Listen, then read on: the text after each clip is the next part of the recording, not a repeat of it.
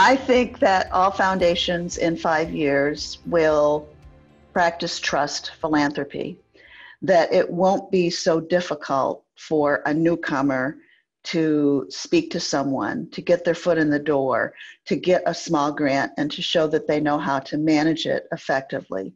I believe that trust philanthropy is the only way we can go in the world of grant seeking and grant making in order to have a more human and altruistic aura or characteristic over the entire field. Interestingly enough, 20 years ago, philanthropy actually took a step back and became a bit more regressive because you had things like the Enron scandal, 9/11, and those led to things like Sarbanes-Oxley and to the Patriot Act and related things that increased OFAC regulations. So grant making actually became a lot more suspicious, a lot more transactional, a lot more risk averse. And so from 20 years ago to maybe 12 years ago, it was actually, I think, really a step back for what we now think of as best practices in philanthropy. So I would say that really the biggest changes that have happened in the past year. Not that there's any silver lining to COVID or to the murder of George Floyd, but what it did do is it forced foundations to really think about how they operate and who they are. And so in the COVID context, foundations had to very quickly scramble and really decide what are the things that they truly need in order to make grants quickly and to show more trust in their grantees. That barrier for entry for somebody seeking grants now is a lot lower, right? They can find all this information on Instrumental, Foundation Center Online, all these other sources. And I think that we see there's like a tension from a funder's perspective on how to handle that. We get emails from funders where they say, oh my gosh, we got so many applications because they tell us they came through Instrumental. And we're trying to figure out what to do because they want to be available to great nonprofits that are matching their priorities, but they just haven't really quite, dealt with like what that might mean administratively or kind of philosophically. Suddenly, it's become much more difficult to do every step of the process in submitting a grant application.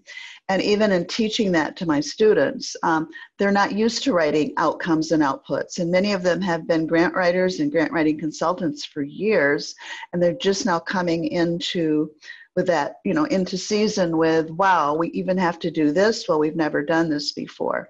So I see the applications becoming a bit more complex, a bit more in-depth, and also it's very hard to determine in advance the likelihood of anyone's proposal being funded. It's almost like throw it up in the air and wait and see what comes down in the form of an award letter.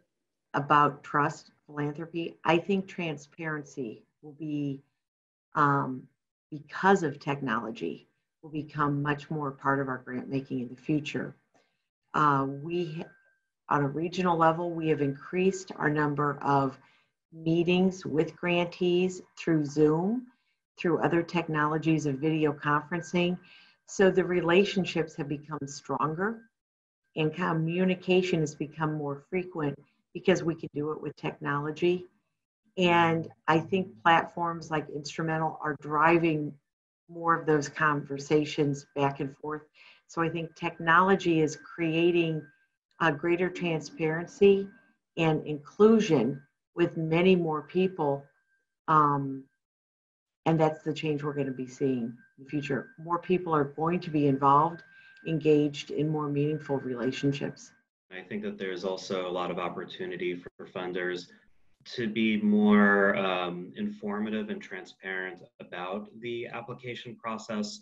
So every application or call for applications should have an estimated time that it takes to complete the application.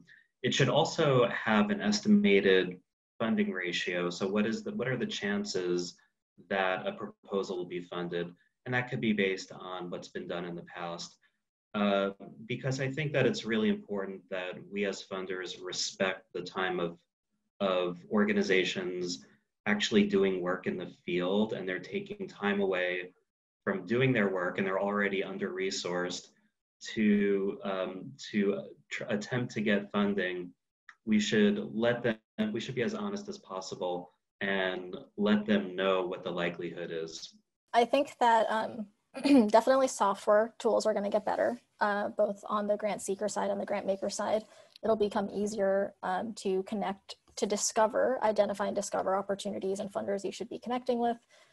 Easier to just kind of manage your system at your organization, stay streamlined, stay organized, collaborate with your team.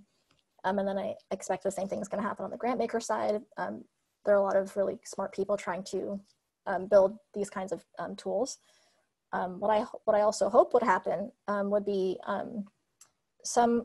maybe this is not 5 years, maybe this is 10 years, but some sort of basically like reverse matching system, right? Like as just like one example, right? Like Instrumental has project information. That's what we use to match our nonprofits with grants. I would love it if a funder, we could take basically reverse, right? A funder has a grant proposal they're trying to fund. We could show them the matching projects, about information about that project, and they could then choose the nonprofits that they might want to hear more from. So it's almost like automating that LOI process, and then that grant nonprofit could then submit a full proposal. So this is my dream, maybe 5 to 10 year goal. I agree with everything that's been said, and I love this point that grants are not transactions, they are relationships. And for relationships to work, they have to be built on trust. So I do think that what seemed very radical a couple of years ago, trust-based philanthropy, which was basically the tenets of which are treat everyone respectfully and don't start from a place of suspicion when you enter this grantor grantee relationship. It was radical a couple of years ago, but now it is obvious, and tomorrow it will just be the way that we operate. And I think that the technology will support that. I like what Gori's saying about how we can use not future technology, but current technology to be able to match funders and applicants. But also, you know, we're always thinking about things in terms of one system, right? In terms of you're a funder, you have your system, you know, your CRM, and grant seekers, they have their, you know, Razor's Edge or their grant seeking software. But what if it's just one big platform that everybody's just on?